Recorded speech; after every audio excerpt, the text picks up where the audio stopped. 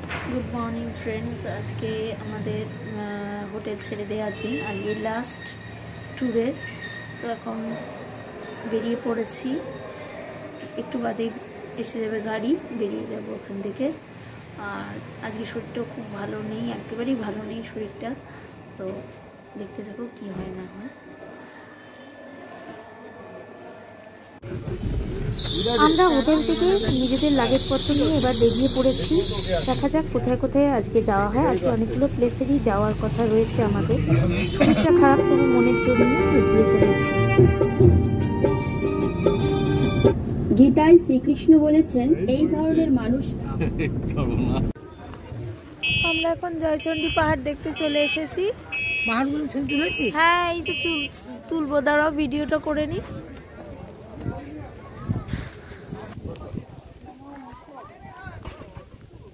দেখা যাক, মা তো উঠছে, কতটা যাওয়া যায়।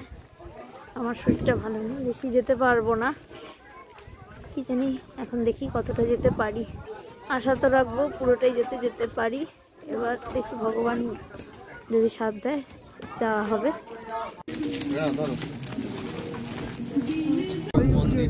জয়চণ্ডী পাহাড় থেকে এবার আমরা চলে আসছি গড়পঞ্চকোটে। এখানে রয়েছে বিভিন্ন টেরাকোটার মন্দির এবং পাহাড়। যদিও পাহাড়ে ওঠা আমার পক্ষে সম্ভব না, শরীরটা প্রচণ্ডই খারাপ, তো আমি ভাবছি এই টেরাকোটার মন্দিরগুলোই দেখব।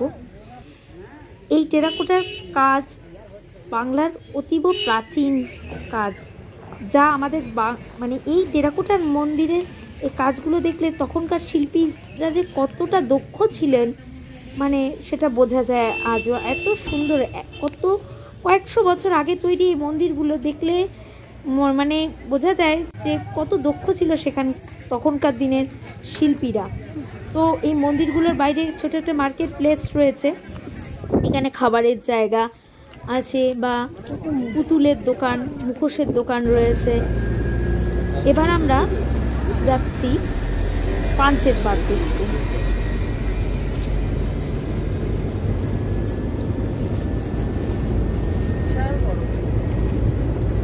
মাইথন অনেক বড়। মাইথন ছোট, এর থেকে ছোট। হ্যাঁ, এর থেকে ছোট। পাঞ্চেত বড়। ও পাঞ্চেত অনেক বড়, বিশাল। পাঞ্চেত তো যা দেখছি তো আমাদের বালি ব্রিজ থেকেও বড়। ও বাবা, অনেক বড় পাঞ্চেত ড্যাম। মুড়ি বাবা, দেখ টাকা সামনে টাকা দেখা যাচ্ছে। গান দিয়ে ঘুরছে এরকম বাঘ নিয়ে পাঞ্চেত।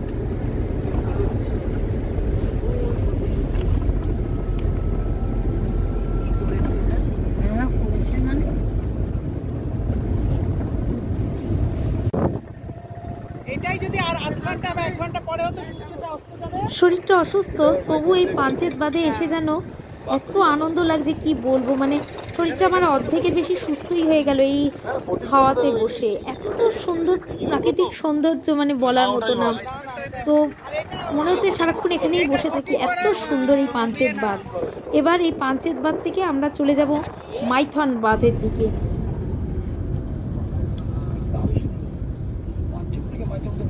চলে এসেছি মাইথন ড্যাম দেখতে। খুব সুন্দর, সবাই এখানে বোটিং করছে।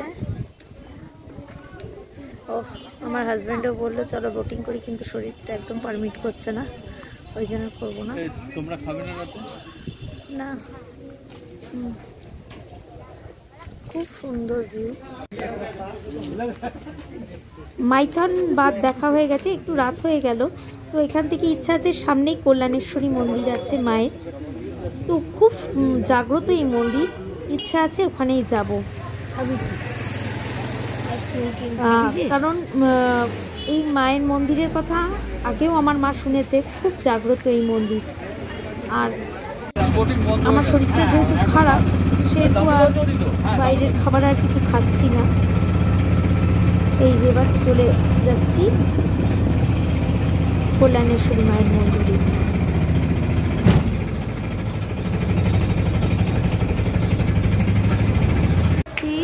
শ্রী শ্রী কল্যাণেশ্বরী মাতার মন্দিরে, খুব জাগ্রত এই মায়ের মন্দির।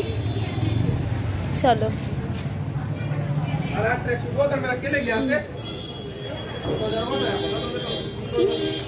কি নিট অ্যান্ড ক্লিন দেখছো?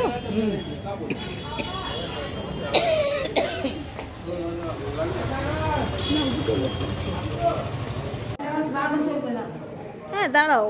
হ্যাঁ হ্যাঁ ঢিল বাঁধবো। ঢিল বাঁধবে কি? হ্যাঁ কিন্তু না বাঁধবো না গো, এখানে যদি আসতে না পারি এত দূর। 10 টাকা দে। 10 টাকা দে। কল্যাণেশ্বরী মায়ের মন্দির থেকে আমরা বাসে করে সোজা চলে আসলাম আসানসোল স্টেশনে। এখান থেকেই আমাদের ট্রেন কলকাতায় ফেরা। তো আমাদের সফরটা খুব ভালোই কাটলো। আর ব্লগটাও এখানে শেষ করলাম।